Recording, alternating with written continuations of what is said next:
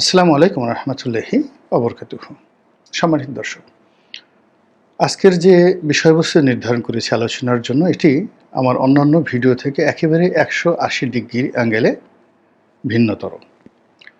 এর কারণ হলো যে আমি প্রথম থেকে যে সন্দেহটা করছিলাম, সেই সন্দেহটা হলো যে ডক্টর মোহাম্মদ ইউনূস এবং তার যারা সঙ্গী সাথী রয়েছেন, সাহায্যকারী রয়েছেন, বন্ধু এবং যারা শুভানুধ্যায়ী রয়েছেন, তারা ক্ষমতার মসনদে বসে এই মসনদটিকে বড় বেশি ভালোবেসে ফেলেছেন।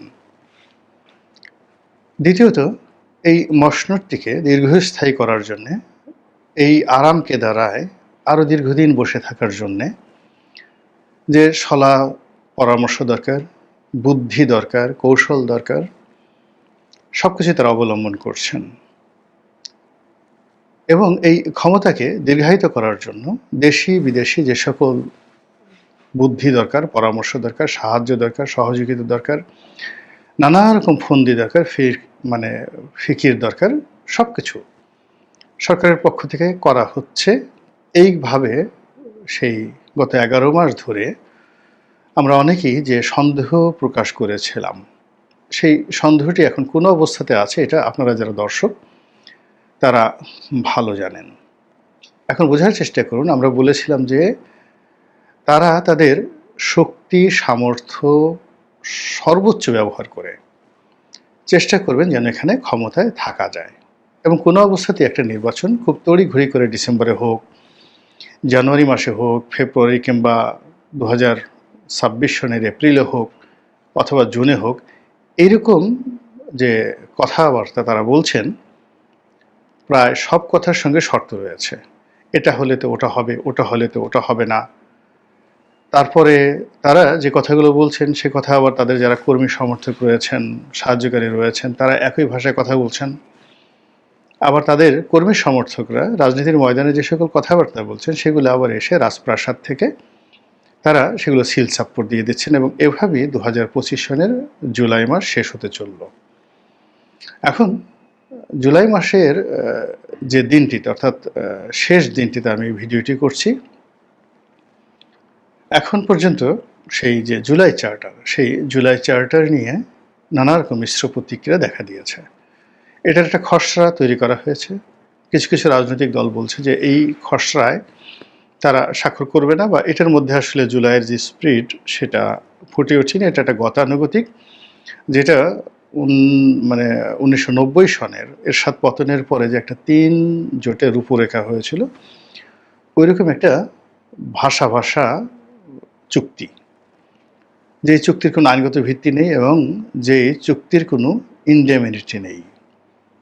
জুলাই আগস্টের যে বিপ্লবী যারা আছেন, তারা আগামীতে যে সকল বিচারের মুখোমুখি হওয়ার আশঙ্কা করছেন, রাষ্ট্রীয় সন্ত্রাসের আশঙ্কা করছেন, কিংবা আগামীতে যারা ক্ষমতায় আসবে তারা ইচ্ছে করলে এই জুলাই বিপ্লবীদেরকে যদি ফাঁসাতে চান, তো সেক্ষেত্রে যে সকল আইনি ফাঁকফোকর রয়েছে সেই ফাঁকফোকর বন্ধ করার জন্য তারা প্রথম থেকে জুলাই চার্টারের কথা বলছিল, এবং সেই জুলাই চার্টার হবে এরকম একটা চার্টার যা কিনা পুরো সরকার ব্যবস্থাকে পরিবর্তন করে ফেলবে। তারপরে এর মাধ্যমে ডক্টর মোহাম্মদ ইউনূসের কর্তৃত্ব এবং ক্ষমতা এককভাবে প্রতিষ্ঠিত হবে। সরকারের যে ধরন এবং প্রকৃতি এটা পাল্টে যাবে। এটি একটা বিপ্লবী সরকার হিসেবে আত্মপ্রকাশ করবে, এবং সরকারের যে কোনো সিদ্ধান্তই তখন আইনে পরিণত হবে। তো এরকম যে ডিমান্ড বিপ্লবীদের পক্ষ থেকে, সেটি এই যে জুলাই খসড়া করা হয়েছে, যেটাকে জুলাই চার্টার বলা হচ্ছে, সেটার যে খসড়া, সেই খসড়ার মধ্যে এই কথাগুলো না থাকার কারণে বিপ্লবীরা এটা মানতে চাচ্ছেন না। অন্যদিকে রাজনৈতিক যারা নেতৃবৃন্দ রয়েছেন তারাও কিন্তু এটা যে খুব বেশি আগ্রহ সহকারে পড়ছেন, দেখছেন, স্বাক্ষর করছেন। এটা যে আসলে কোনো রকম রাজনৈতিক মূল্য, সাংবিধানিক মূল্য বা প্রয়োজনীয়তা রয়েছে, এটা রাজনৈতিক নেতৃবৃন্দের মধ্যে ওইরকম তেমন কিছু দেখিনি। আমি নিজে ব্যক্তিগতভাবে যা কিছু শুনেছি, যতটুকু দেখেছি, এটা আসলে একটা অপ্রয়োজনীয়, যা করা হয়েছে এতে কোনো পক্ষেরই এখানে কোনো পারপাস সার্ভ হবে না। এটা wastage of time, money and energy. এটা হলেও কিছু আসে যায় না, না হলেও কিছু আসে যায় না, এরকম একটা চার্টার তৈরি করা হয়েছে। বাই দ্য ওয়ে, এখানে যে কথাটা বলতে চাচ্ছি সেটা হলো যে একটি ধাপ গত 11 মাস ধরে আমরা বলে আসছি যে ডক্টর মোহাম্মদ ইউনূস এবং তার যারা সহকর্মী রয়েছেন তারা নির্বাচনকে বিলম্বিত করার জন্য, প্রলম্বিত করার জন্য কিংবা পুরো ক্ষমতাটা তাদের কুক্ষিগত করে রাখার জন্য অ্যাটলিস্ট 5 বছর ক্ষমতায় থাকার জন্য তারা নানা রকম ছলচাতুরি কলাকৌশল করে যাচ্ছেন। কিন্তু গত 15 দিনের যে খবর, সেই 15 দিনের খবর হলো যে ডক্টর মোহাম্মদ ইউনূস এবং তার যারা সহকারী রয়েছেন সরকারে, তারা তাদের যে ক্ষমতা, সেই ক্ষমতার ব্যাপ্তিতে ভারসাম্য হারিয়ে ফেলেছেন। যারা মন্ত্রণালয় চালাচ্ছেন, যারা দপ্তর চালাচ্ছেন কিংবা যে বিষয়গুলো তারা দেখছেন, সেই বিষয়গুলোর উপর তাদের যে পূর্ণ নিয়ন্ত্রণ রয়েছে, এই জিনিসটি এই 2025 সনের জুলাই মাসে এসে আমরা দেখলাম যে একেবারেই নেই। এর আগে আমাদের মনে হতো তারাই চালাচ্ছেন, কিন্তু তারা আরও দীর্ঘমেয়াদে চালাতে চান। আর এখন আমরা যেটা দেখতে পাচ্ছি সেটা হলো যে তারা চালাতে পারছেন না এবং তাদের কথা কেউ শুনছেন না, আর তারা কাউকে তাদের কথা শোনাতে বাধ্য করতে পারছেন না।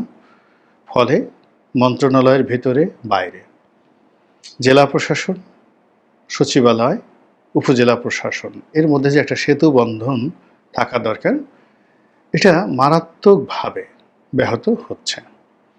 এবং সবচেয়ে আশ্চর্য ব্যাপার হলো যে কেউ কারো কথা শুনছে না, দুর্নীতি লাগামহীন হয়ে পড়েছে এবং এই দুর্নীতি একেবারে মানে টপ টু লো, প্রশাসনের সর্বোচ্চ স্তর থেকে একেবারে সর্বনিম্ন স্তর পর্যন্ত পাগলা ঘোড়ার মতো ছুটে চলছে। চাঁদাবাজি, চুরি, ডাকাতি, রাহাজানি, ছিনতাই, সামাজিক অবক্ষয় থেকে শুরু করে আরও যা কিছু রয়েছে, কোনো কিছুতেই নিয়ন্ত্রণ নেই। সমাজের নিয়ন্ত্রণ নেই, রাষ্ট্রের নেই, সরকারের নেই। ফলে কি হলো, অনেক যারা কন্টেন্ট তৈরি করেন আমাদের মতো, যাদের সমাজে বেশ পরিচিতি রয়েছে এবং দীর্ঘদিন ধরে গত 30-40 বছর ধরে, কেউ হয়তো নামকরা সাংবাদিক, কেউ হয়তো নামকরা অর্থনীতিবিদ, তারা এই গত 15 দিন ধরে বলা শুরু করেছেন যে ডক্টর মোহাম্মদ ইউনূসের পক্ষে নির্বাচন দেওয়া সম্ভব নয়। মানে তার পক্ষে একটা নির্বাচন অনুষ্ঠান বা নির্বাচন পরিচালনা করা একেবারে অসম্ভব একটা বিষয়। কথাটা গত 2 সপ্তাহ ধরে দেশের প্রথিতযশা যারা সাংবাদিক, যারা বুদ্ধিজীবী, যারা সেই গত 3 দশক ধরে এদেশের রাজনীতির মাস্টার মাইন্ড, মানে তারা যেদিকে হেলেছেন রাজনীতি ওদিকে হেলেছে, তারা যার পতন চেয়েছেন তার পতন দীর্ঘমেয়াদে হয়েছে, তারা যার উন্নয়ন চেয়েছেন, যাকে হিরো বানাতে চেয়েছেন, তারাই হিরো হয়েছেন। তো সেই মানুষগুলো, এই আমি যে কথাগুলো বলছি আজকে, যেটা আমি কখনো বলিনি, সেই দেখলাম যে তাদের কন্টেন্ট সেই কথাগুলো ফুটে উঠেছে। যেমন আমি 3 জন লোকের নাম বলি। একজন হলো তৃতীয় মাত্রার জিল্লুর রহমান সাহেব। আমি যে শিরোনামটি করেছি, উনি সেটাকে আরও ডাইরেক্ট ওয়েতে একটা শিরোনাম করে ওনার যে নিজের পডকাস্ট, সেখানে তিনি সেটা বর্ণনা করেছেন যে ডক্টর মোহাম্মদ ইউনূসের পক্ষে কোনো নির্বাচন অনুষ্ঠান করা সম্ভব নয়।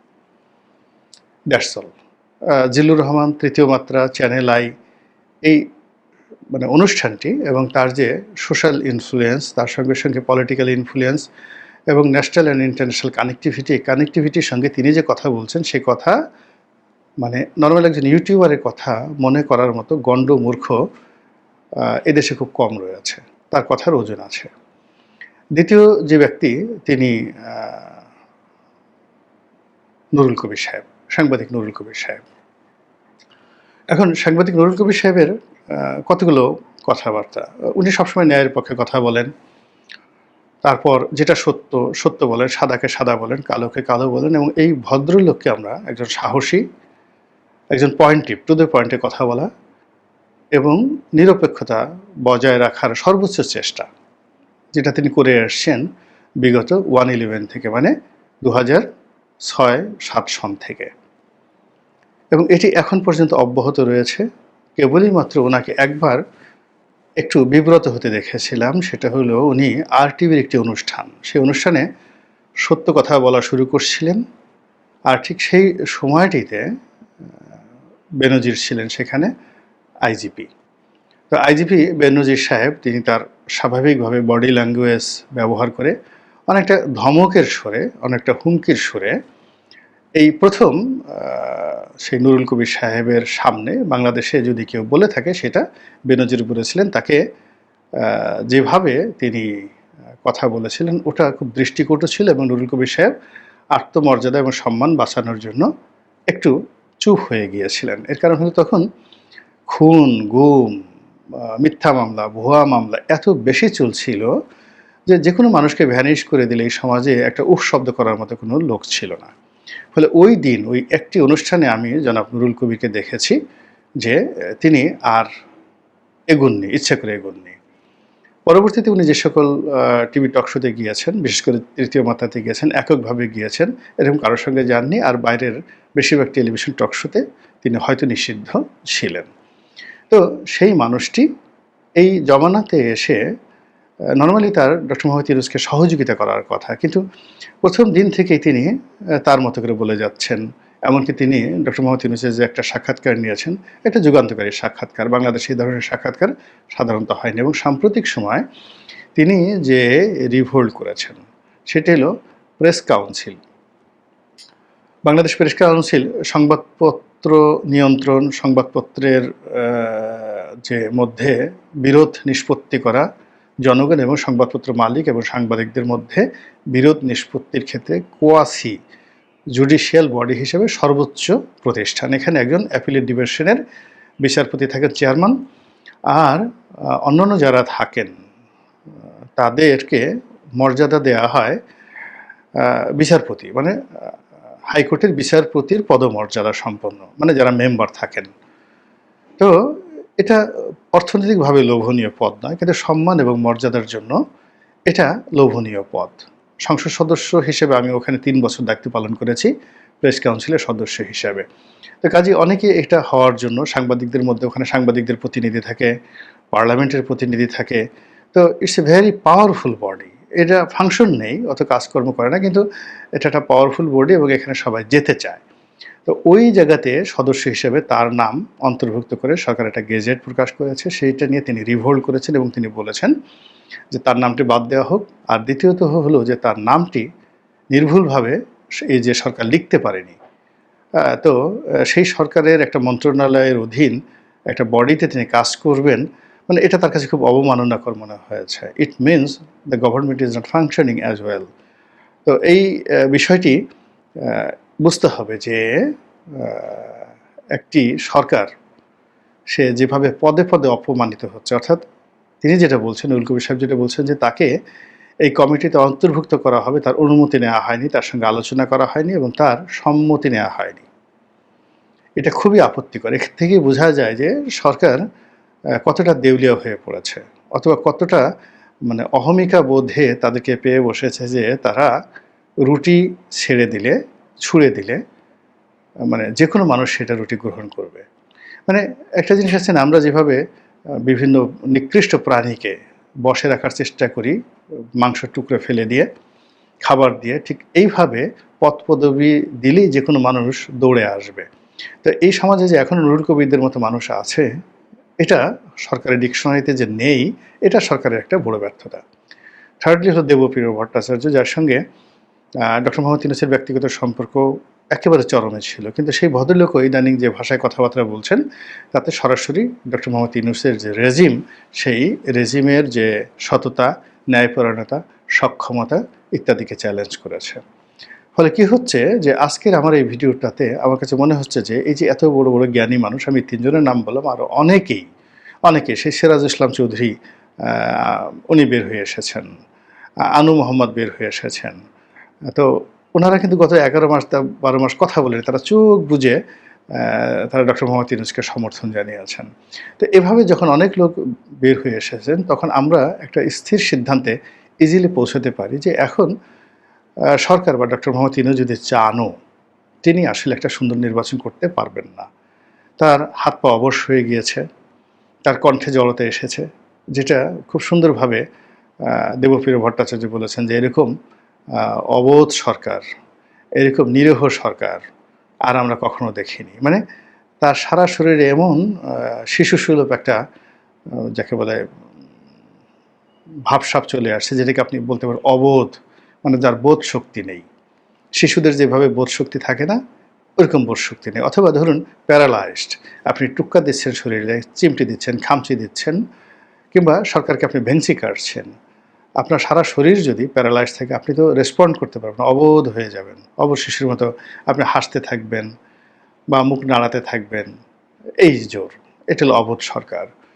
তো এইরকম একটা নিরপরাধ সরকার, মানে যে সরকারের মধ্যে কোনো অপরাধ বোধ নেই, সে সবসময় মনে করে আমার ভিতরে আমি একটা জান্নাতি, আমি সমস্ত বিচারের ঊর্ধ্বে, তো আমি সব কিছুর ঊর্ধ্বে, আমি যা বলবো তাই হবে। তো এই যে এটাকে বলা হয় যে একটা মানুষ যখন নিজেকে খুব নিরপরাধ ভাবে, সুপ্রিম কমান্ডার ভাবে, নিজেকে সেই দেবতা, মানে দেবতার মতো ভাবে, নিজেকে বিধাতা ভাবে, এরকম যখন সে ভাবতে থাকে, তখন তার মধ্যে এক ধরনের নিরপরাধ মনোভাব চলে আসে, যে আমার কোনো অপরাধ নাই, সব দোষ কেষ্ট বেটার, সব দোষ কেষ্ট বেটার, অর্থাৎ আগে ফ্যাসিবাদ সরকার যেটা করেছে সেটাই করেছে, যেটা দেবপ্রিয় ভট্টাচার্য বলেছেন। তো এরকম যে ন্যারেটিভগুলো চলে আসছে ডক্টর মোহাম্মদ ইউনূসের বিরুদ্ধে, সেই ন্যারেটিভ দিয়ে আর যাই হোক না কেন, নির্বাচনের মতো একটা জটিল, কুটিল, একটা চ্যালেঞ্জিং বিষয় করা বা হাত দেওয়া বা এটি পরিচালনা করা বলতে গেলে অসম্ভব। মহান আল্লাহ আমাদের সবাইকে হেদায়েত দান করুন এবং হেফাজত করুন। আসসালামু আলাইকুম রহমতুল্লাহি ওয়া বারাকাতুহু। দর্শক, উনি যে কথাগুলো বললেন, আসলে ডক্টর মোহাম্মদ ইউনূসের পক্ষে নির্বাচন যে দেওয়া অসম্ভব, এটি কিন্তু উনি নানাভাবে এটি ব্যাখ্যা দিচ্ছিলেন, আসলে কি কারণে অসম্ভব এবং কেন বা উনি এত দীর্ঘ সময় বাংলাদেশের সর্বোচ্চ ক্ষমতাধরের জায়গায় থাকতে থাকতে চান, বা এই বিষয়গুলো থেকে আসলে জুলাই আগস্টের পরবর্তী যে জুলাই চার্টার করার কথা, সেটি বা আপনার গণ অভ্যুত্থানের জায়গা থেকে যে ব্যক্তিরা রয়েছে, তারা আসলে এই জিনিসটা কতটা এগিয়ে নিয়ে যেতে পারবে, এটিও কিন্তু দেখার বিষয়। এবং বাংলাদেশ টু করার যে প্রতিশ্রুতি নিয়ে যে বিষয়টি শুরু হয়েছে, নানা মত বিরোধ বা নানা ধরনের পরিবর্তনের যে আভাসগুলো পাওয়া যাচ্ছিল, এটি বা কত দূর এগিয়ে যাবে, এই বিষয়গুলো কিন্তু রাজনীতিতে কন্টিনিউ নানাভাবে একটি বিশৃঙ্খলার জায়গায় রয়েছে। তো আমরা বলবো যে রাজনৈতিক পরিস্থিতি যেমনই হোক, ডক্টর মোহাম্মদ ইউনূস তার জায়গা থেকে যদি এই সততার সঙ্গে ওনাকে যে দায়িত্বগুলো দেওয়া হয়েছে, এটি যদি উনি সঠিকভাবে পালন করে, তাহলে কিন্তু বাংলাদেশের ভবিষ্যৎ রাজনীতির পাশাপাশি পরিবেশ এবং বাংলাদেশের আর্থসামাজিক এবং সকল ক্ষেত্রে যে একটি বিশদ যে একটি পরিবর্তন, সেটির কিন্তু একটি ধারা অন্তত শুরু হবে। অথবা আমরা চাই ডক্টর মোহাম্মদ ইউনূস তার জায়গা থেকে একটি সুন্দর বাংলাদেশ করার প্রতিশ্রুতি তার মেধা দিয়ে একটি সুন্দর পরিবেশ রেখে যাক।